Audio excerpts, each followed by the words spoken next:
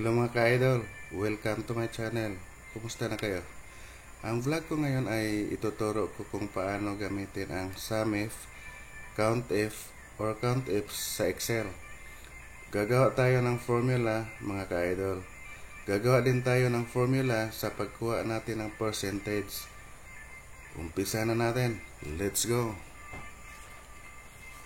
So, ito yung data natin sa Excel. Dito sa column A, mayroon tayong students 1 up to 10. 10 ang students natin. Yung sa column B naman, yung age nila. Sa column C, yung gender. Nilagyan natin 1 at saka 2. Yung religion, ganun din 1 at saka 2. Nature of occupation dito sa column F. Dito naman sa column E pala. Dito sa column F naman yung income. So mileage din tayo. So dito sa gender, dito yung 1 natin, yan ang nagrepresent ng mga male. Yung 2 naman female yan. Yung sa religion, ang 1 Protestant, ang 2 is Catholic. Yung sa occupation naman, yung 2 yun ang teacher, ang 1 yung police. Yung sa dito naman yung 1 natin, yung farmers, in terms of income, dito yan, in terms of income. Gagawa din tayo ng formula mamaya. 2 naman yung sa teachers. Sa age summary, yung age 9 to 11 at saka age 10 to 11, maggawa din tayo ng formula. Okay, dito tayo sa bandang kanan. Nilagay ko itong guide natin, ito male, female, hanggang age 11 to 14. Yan ang guide lang natin yan. So ang gamitin natin dito sa first is COUNTIF ang gamitin natin. COUNTIF kasi ang criteria natin ay isa lang. Kung dalawang criteria or mahigit pa sa dalawa, COUNTIFs ang gamitin natin, yung may letter S. Kaya lang, isang criteria lang, so COUNTIF lang ang gamitin natin. So i-delete ko muna to kasi yan ang ginawa ko kaninang trial. Nag-trial na ako kanina. So tingnan natin kung 6 ba talaga ang lalabas pagkatapos natin gagawa ng formula. So ang first step gawin natin. Dito natin i-click yung cursor natin sa baba ng result. Dito naman sa hanay ng COUNTIF natin. So umpisa natin. First is gagawa tayo ng i-encode natin or i-type equal sign. Tapos i-type natin ang COUNTIF. Yan, COUNTIF. Tapos open parenthesis. Tapos yung gender natin, nag-umpisa siya sa C2. Dito yung to. C2 hanggang C11. So ilagay natin C2 colon, may colon, lagyan natin ng colon, C11, tapos comma, tapos I3 kasi yung criteria natin, ito ang range natin is C2 hanggang C11. Yung criteria naman natin dito, nasa column I siya. So ilagay natin is I. So dito sa banda, sa I3, ito 3. So ilagay natin I3. Tapos close parenthesis. Yan, close parenthesis. Tapos i-enter lang natin sa keyboard ng ating laptop. Enter. Yan, enter. So 6 ang lumabas.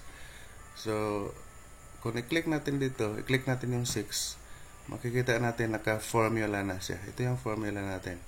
Dito kung i-click natin sa baba, okay, hindi yan naka-formula. Dito naka-formula na kasi ginawa na natin. So kung titingnan natin kung tama ba ang result natin na ginawa, yung sa male natin, yung sa gender daw, 6 sila lahat ang may number 1. So bilangin natin kung 6 ba. 1, 2, 3, 4, 5, 6. So, tama. Ibig sabihin, tama ang ginawa nating formula. Sa percentage naman, kasi 6 ang result natin dyan. So, gagawa tayo ng formula equals sum, open parenthesis, tapos lagay natin yung 6.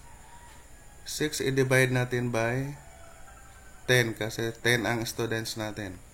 Divided by 10 times, ang gamitin natin na symbol is yung asterisk, times 100 kasi constant number yan kasi gagawa tayo ng percentage. So, close parenthesis, tapos enter. Yan, ibig sabihin yung total number of male natin is 60%. So, tingnan natin yung babae. Ganon din ang gawin natin. Ganon din sa babae. Ganon din ang formula or steps na gawin natin. So, i-click natin dito. Tapos, gamitin natin kasi count if din ang gamitin natin. So, equals. I-type natin ang count if. Tapos, open parenthesis. So, ngayon, yun pa din, C2 colon C11. So, comma. Ngayon, yung kasi ang range natin hindi nagbabago, yan pa rin siya, C2 hanggang C11. Pero yung criteria natin ngayon nagbabago na yan siya. So, I pa din siya, pero yung ano niya, dito na siya sa 4. Dito na, 4. So, I 4. Close parenthesis. Enter. So, 4. 4 lang ang babae na ibig sabihin, yung 2 ang number. Tingnan natin. Bilangin natin yung 2. 1, 2, 3, 4. Tama, 4. So, tingnan natin yung ilang percentage ang babae. So, equals sum, open parenthesis. So, kasi 4 lang yan. 4 lang ito siya. 4 divided by 10 kasi 10 sila lahat. Times, asterisk ang gamitin. 100, constant number. Close parenthesis. Tapos enter. Ibig sabihin, 40% lang ang babae. Kung i-click natin dito, so, nandyan ang formula natin. Dito rin sa 60, yan. Nandito rin ang formula natin. Yan lang mga ka-idol. So, madali lang. Madali lang ito. So, dito tayo ngayon sa, Protestant, sa religion.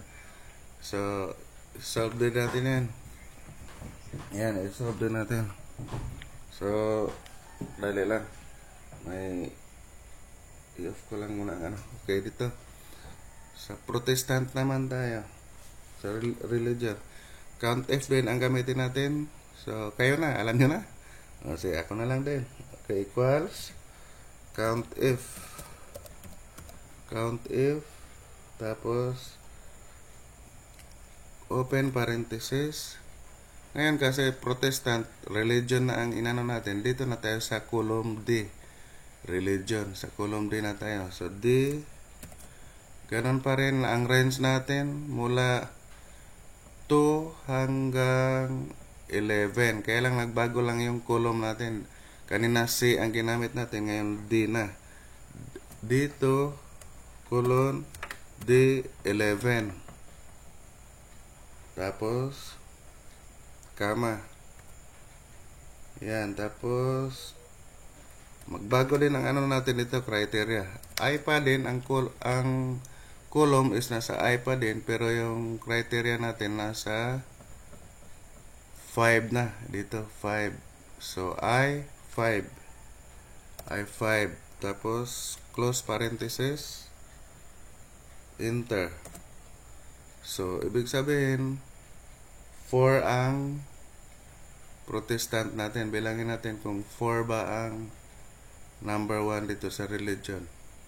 1, 2, 3, 4. So, tama. So, maggawa din tayo ng percentage dito.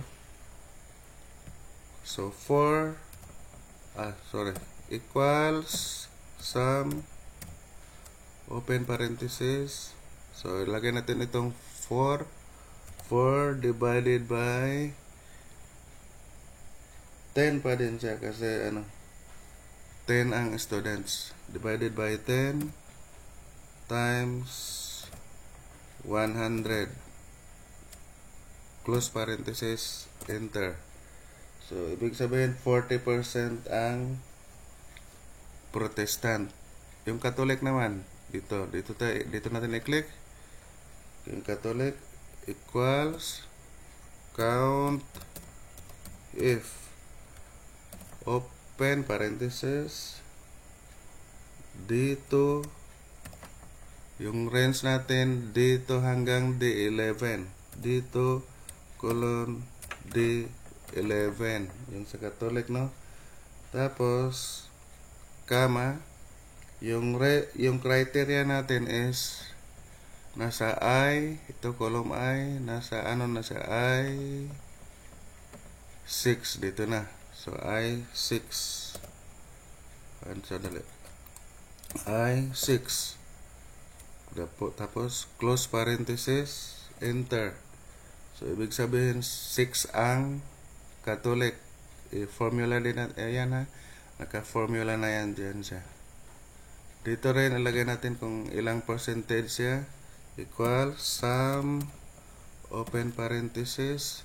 So ilagay natin yung 6, ito siya 6 divided by 10 kasi 10 sila lahat, times gamitin natin ang asterisk 100 which is constant, close parenthesis, enter. So 60% ang Catholic. So dito naman tayo sa farmers teachers, yung income nila. So ang gamitin natin SUMIF kasi natin yung total income nila dito. So yung gamitin natin na criteria, yung sa income ng farmers, yung 1. So dito tayo sa result, click natin dyan. Okay, dyan na tayo sa SUMIF na tayo. So ang first na ganun din, equals, ngayon kanina count if ang in-encode natin. Ngayon SUMIF na naman, SUMIF yan. Tapos open parenthesis,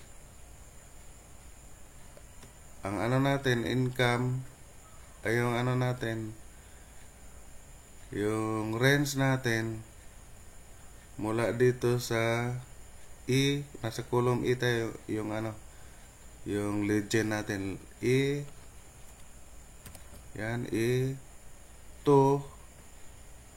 hanggang E11, E2 colon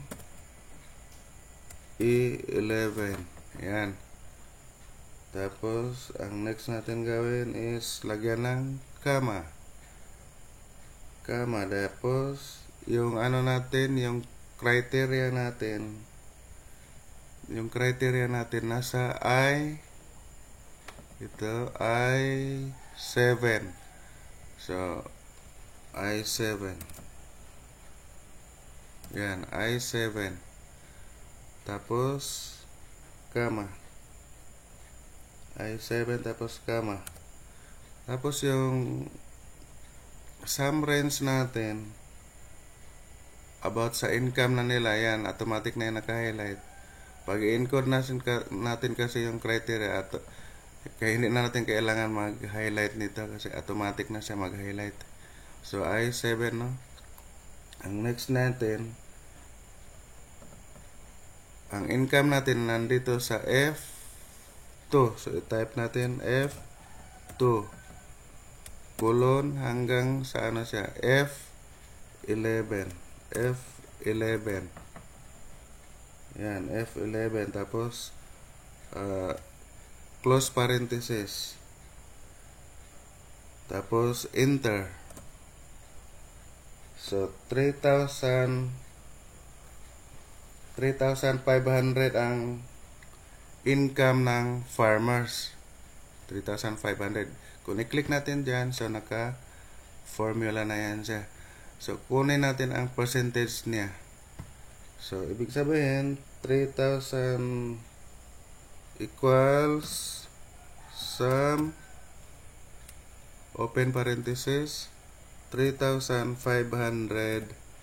divided by, divide natin yung total income ng farmers at saka teachers. Ang total nito is 21,500. Okay, 21,500 times, kasi kukuha tayo ng percentage, times 100, which is constant, tapos close parenthesis, enter. So, ibig sabihin, ang income ng farmers is 16.27 or 16.28% kung i-round off natin. Kung i-click natin dito, so naka-formula na yan siya. So, tingnan natin yung farmers, yung teachers naman. Yung teachers naman, so equals sum if, open parenthesis. So, ganon din yung ano natin, yung criteria natin nasa E2 hanggang E2 colon E11. Tapos, comma. Yung criteria natin is nasa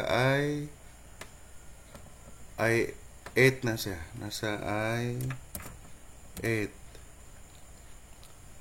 Tapos, comma. Yan. So, ganun din. F2 colon, yung sum range natin nasa dito tayo sa income. F2 hanggang F11.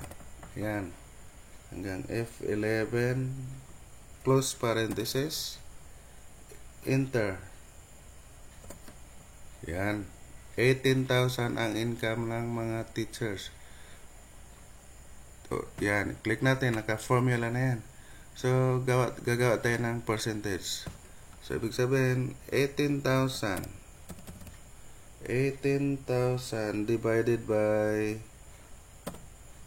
21,500 times 100, then close parenthesis, enter. Okay, anong nangyari?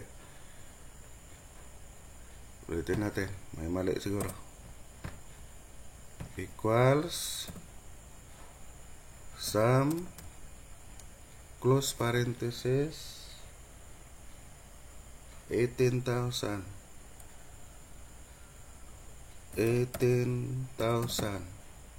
divided by 21,500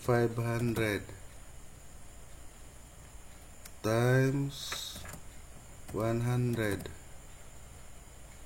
close parenthesis, enter. Ayan, kamali kanina. Sumabit. So, 83.72 or 83, ano lang, i-round up lang natin. Pwede 83.72% ang income ng teachers. Kung i-add natin yan silang dalawa, nasa 100% yan. 16 plus 83. Yan. Click natin dyan, may naka-formula na yan siya. So, dito na naman tayo sa sa age 9 to 11. Dito, ginamit natin yung count ifs na may letter S na sa dulo. Kasi dalawa ang criteria natin. Multi-criteria ang natin, yung criteria. Kasi 9 at saka 10. So, tingnan natin kung paano to gamitin. Kasi iba na ang steps nito. Kasi dalawa eh. Yung dito sa taas, isa ang criteria. Dito dalawa na. So, panoorin nyo. Ganito yan. Okay. Equals count ifs. Huwag kalimutan yung letter S. Count ifs. Wala pa ang letter T. Count ifs. Yan, dapat check ang spelling. Tapos, open parenthesis. Okay, yung age natin, 9 to 10. Dito tayo sa column B. So, B to, dito rin na, B2 hanggang B11. Colon B11. Tapos, comma. Dito gagamit tayo ng quotation mark. Comma, tapos quotation mark. Yan, quotation mark. Tapos, greater than sign. Greater than. Yan, greater than sign. Gagamit tayo ng greater than kasi ang hanapin natin yung greater than 9. Kasi hanggang 10 siya. So, siyempre is lagyan natin ng equal sign. Gagamit tayo din ng equal sign para kasali ang 9 mismo. Kasi pag hindi natin lagyan ng equal sign, mabibilang dyan is yung 10 lang. Hindi kasali ang 9. Dapat ilagay natin equal sign. Tapos after equal sign, yung 9 na. Itong 9 natin, 9. Equal sign, 9. Tapos quotation mark ulit. Yan, quotation mark. Tapos comma. Yan. Tapos yung range natin nasa B2 colon B11. Yan. Balik natin yan ulit pag encode. Tapos comma. Yan, comma. Next nyan is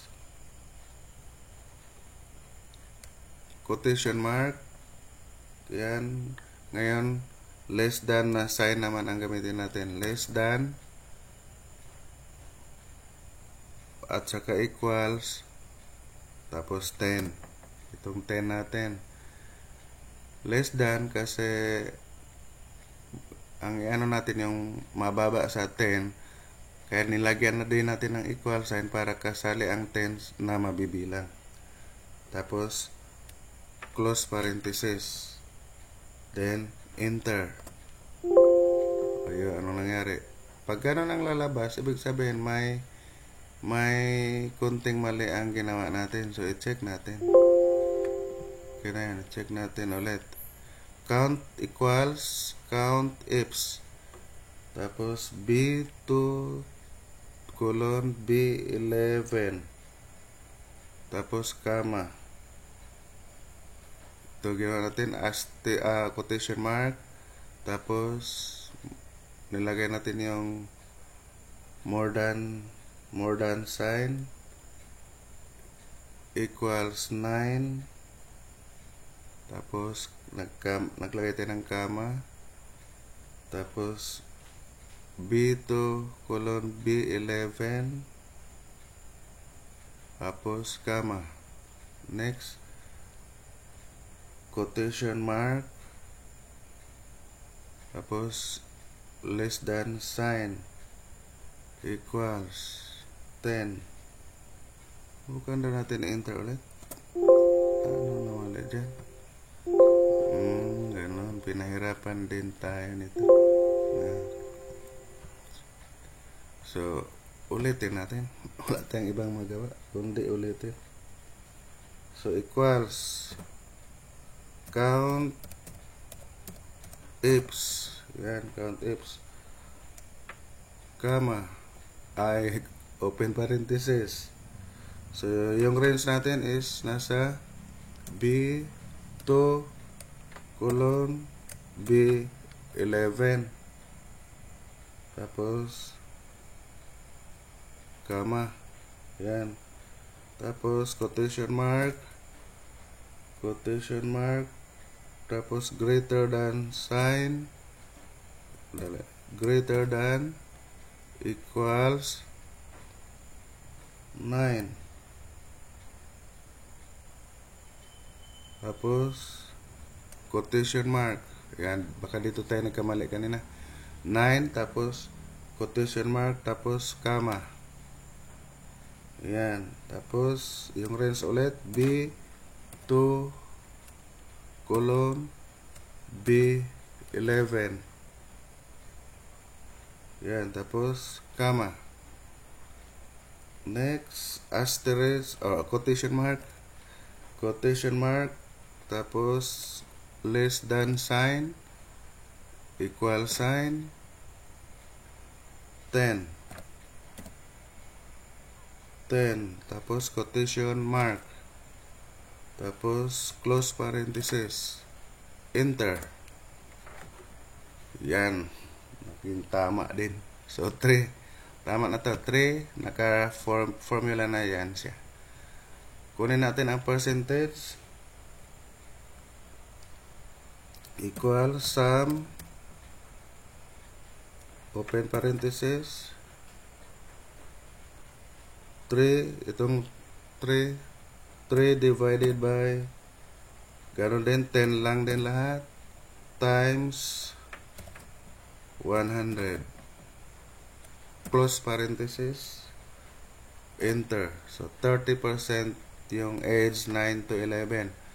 So dito tayo naman sa age 11 to 14. Kanina medyo umabit tayo dito sa sa 9 to 11, 9 to 10. Tingnan natin dito ngayon sa 11 to 14 kung ma-perfect na natin. Okay, last na ito. Okay, equals, first gawin natin, equals count ifs, yan. Baka diyan naman. Count ifs, yan. Open parenthesis. Yung range natin nasa B2 colon B11 pa rin. Dito. B2 hanggang B11. Hindi natin nag-highlight, no? Automatic na yan siya nag-highlight kasi nag-encode lang tayo dito. Yan. B2 colon B11, comma. After comma, quotation mark. Pagkatapos ng quotation mark, greater than sign, at saka equal sign. Tapos 11. Yan, 11. Tapos sa 11, quotation mark. Tapos comma. Okay, next, yung range natin, B2 colon B11. Ulitin natin encode.